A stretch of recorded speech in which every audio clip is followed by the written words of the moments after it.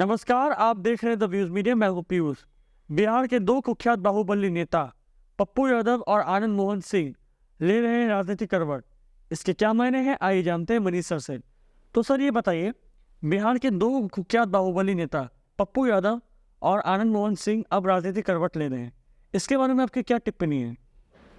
देखिए, 90 के दशक में बिहार में आतंक के दो बड़े नाम थे पीयूष।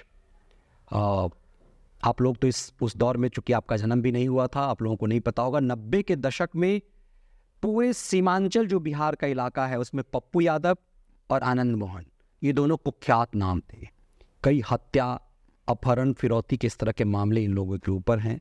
आनंद मोहन तो गोपालगंज के तत्कालीन डीएम जी कृष्णैया की हत्या करवाने के मामले में सजा पा चुका। लोअर कोर्ट और हाई कोर्ट से तो उसे फांसी की सजा मिली थी, बाद में उम्र कैद हुआ। लेकिन राजनीतिक साठ गांठ से उसको बिहार सरकार ने नए कानून बना के, उस समय जो लालू यादव और नीतीश कुमार की सरकार थी, उसने आनंद मोहन को जेल से निकलवाने में भूमिका अदा की, क्योंकि एक समय बीत चुका था। जी कृष्णैया दलित थे और बिहार के भी नहीं थे, ऐसे में आंध्र प्रदेश के थे, और ऐसे में एक डीएम की हत्या, सिटिंग डीएम गोपालगंज जो लालू प्रसाद यादव का गृह जिला है, वहाँ के डीएम थे। पटना से वो लौट रहे थे एक मीटिंग से, और शाम में मुजफ्फरपुर में उनकी हत्या कर दी गई। आनंद मोहन के ऐसे कई सारे मामले हैं। आनंद मोहन राजपूत जाति का नेता बनता था और पप्पू यादव यादवों का नेता। उस समय में जब दोनों कुख्यात थे, तो इंटरेस्टिंग ये है कि दर्शकों को जानना चाहिए कि लालू यादव की पार्टी के लिए पप्पू यादव काम करता था और वो यादवों का नेता था। अब हथियार लेकर के चलना, आतंक था पप्पू यादव का। उसके पैरेलल में आतंक था आनंद मोहन का। राजनीति ये बड़ा अजीब सी चीज है। कई बार जो पब्लिक को जो दुश्मन दिखाई देते हैं वो दुश्मन होते नहीं हैं। आनंद मोहन उस समय में जब मंडल कमीशन लागू हुआ, देश में जब पिछड़ा दलित वाला मामला था, उसमें वो अपर कास्ट का नेता बना, राजपूतों का नेता। तो पूरा अपर कास्ट, ब्राह्मण, भूमियार, कायस्थ, इन सबको का एक चेहरा बन गया था आनंद मोहन। अपनी पत्नी, उस समय जवानी के समय थे, आनंद मोहन की पत्नी जब लवली आनंद चश्मा ब्लैक पहन करके, गूगल्स पहन के निकलती थी, तो 90 के दशक में वो एकदम बॉलीवुड की हीरोइन की तरह लगती थी। आज की तरह मतलब लोगों के पास मोबाइल वाला दौर नहीं था कि लोग हर चीज़ जो है उस तरह से देखें। उस समय के एकदम हीरोइन के रूप में वो पेश आती थी, बॉलीवुड की हीरोइन की तरह। और जब वो स्टेज पे आनंद मोहन अपनी पत्नी के साथ आते थे तो छा जाते थे।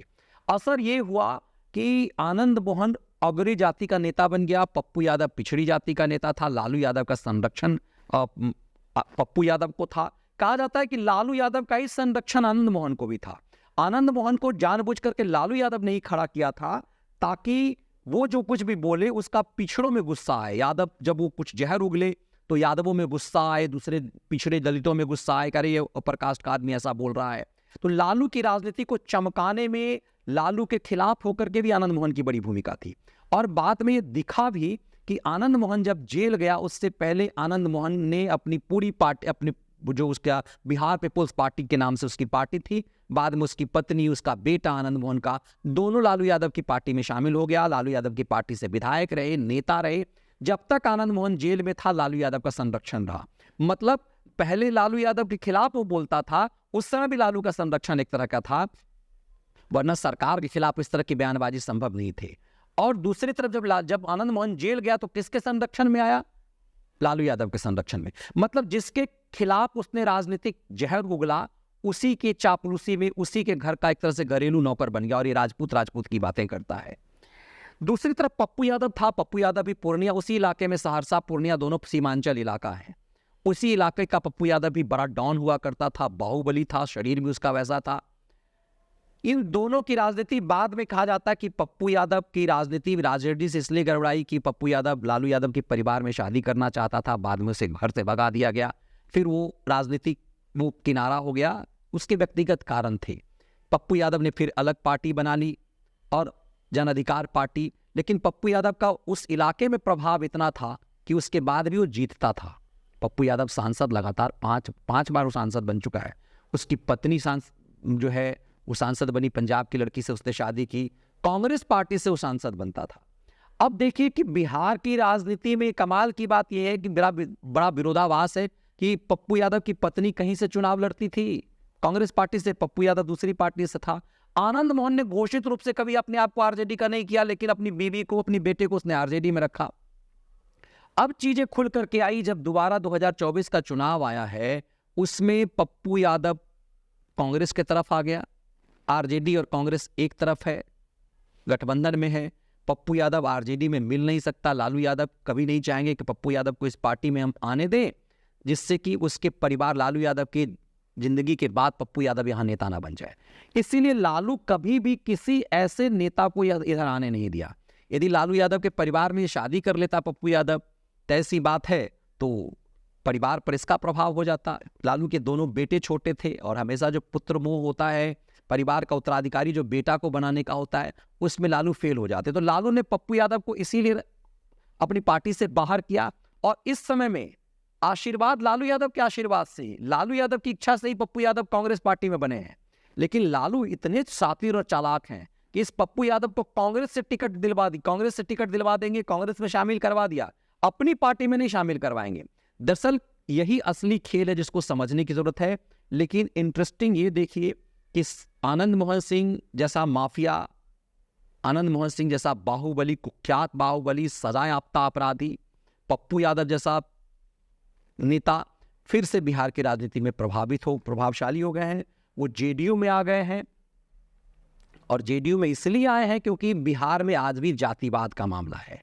राजपूत जाति का नेता अभी भी आनंद मोहन माना जाता है, और आनंद मोहन का जो जहर है, आनंद मोहन का जो इम्पैक्ट है, वो जेडीयू को मिल सके, इसीलिए बीजेपी भी चाहती है कि आनंद मोहन इधर आ जाए। वो बीजेपी में तो नहीं शामिल हो सकता, यदि बीजेपी में शामिल होगा तो बीजेपी पर हमला होने लगेगा। क्लीन, आप अपने आप को क्लीन पार्टी मानते हैं, लेकिन आपने आनंद मोहन को अपनी पार्टी में ले लिया, इसीलिए उसे जेडीयू में शामिल करवाया गया। तो यही राजनीति का रंग है। इसमें लगता है कि हर कोई एक जैसे ही है। इन दोनों कुख्यात माफियाओं का राजनीति में सक्रिय होना, कांग्रेस का, एक को कांग्रेस का संरक्षण, एक का जेडीयू का संरक्षण, दुखद तो लगता है। बिहार की राजनीति पर इसका क्या असर पड़ेगा? देखिए, बिहार की राजनीति में एक उम्मीद जगी थी कि क्या कुछ बदलाव आएगा 24 के चुनाव के बाद, बिहार क्या जातिवाद से निकल पाएगा। लेकिन पप्पू यादव और आनंद मोहन का वर्चस्व बढ़ना दिखाता है कि बिहार में बहुत बदलाव की उम्मीद नहीं दिखाई देती है। मुझे निराशा होती है कि इन लोगों का, पप्पू यादव हो चाहे आनंद मोहन हो, इन दोनों की पहचान जातिवादी व्यवस्था से, अपराधियों की, ये लोग अपने बल पे न्याय दिलाते हैं, बड़ी बड़ी बातें करते हैं। पप्पू यादव का तो कई वीडियो वायरल हैं जिसमें वो कह रहा है कि राजनीति सेवा के लिए नहीं होती, राजनीति में लंपटई गुंडई चलता है। आनंद मोहन के भी ऐसे ही व्यवहार रहे हैं। तो क्या बिहार की जनता अपराधी प्रवृत्ति वाले लोगों को स्वीकार करती है? राजनीति में कोई भी फैसला पॉलिटिकल पार्टी बिना जनता के मिजाज के नहीं लेती।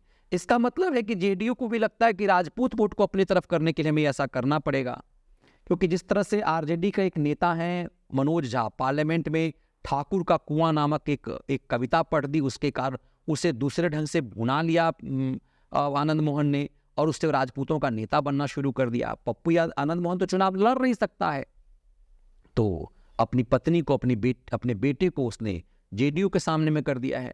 तो ऐसा लगता है कि बिहार में जैसे यूपी में बाहुबलियों का प्रभाव खत्म हुआ है, बिहार में वो दिखाई नहीं दे रहा है कि बाहुबलियों का प्रभाव खत्म होता हुआ दिखाई नहीं दे रहा है। इसलिए बहुत बदलाव की उम्मीद दिखाई नहीं देती। मुझे थोड़ी बहुत उम्मीद लगती है कि यदि चिराग पासवान अपनी लकीर बड़ी करते हैं तो बिहार में उम्मीद जगेगा, वरना ऐसे कुख्यात माफियाओं का कद बढ़ने से निराशा तो होती ही है बिहार की राजनीति को देख करके भी।